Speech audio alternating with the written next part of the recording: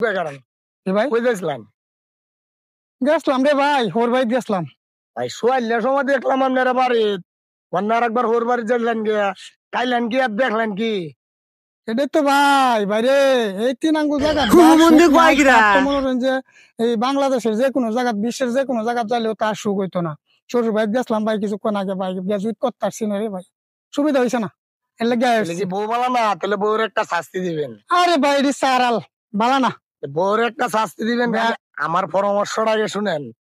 বেড়া করিয়া ভাই মরছি আমি মরছি কিভাবে শাস্তি দিবেন আচ্ছা কয় উনি বউর লাগিয়ে সন্ধ্যার সময় 2 কেজি মাছ নিবেন কি মাছ নিতাম গুড়া মাছ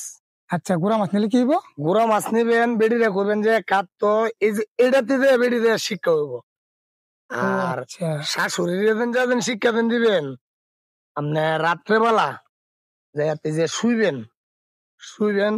এরপর যে বেডিরে করবেন যে তোর বাপের বাড়ি থেকে যে 70,000 টাকা আন 70,000 টাকা আনতো কেলে গে টাকা কেলে গে 70,000 টাকা আনলে আমার একটা মোটর সাইকেল কিনে দিত হুন্ডা কিনে দিত হুন্ডার কিনে দিত হুন্ডার কিনে দিত তিলে যে শ্বশুর বাড়ির লোকেও যে শিক্ষা হইব ওরে বাপরে আমার মাথার তো কোনো সময় এই জিনিসটা ঢুকছে না সুন্দর তো একটা বুদ্ধি দিলেন ভাই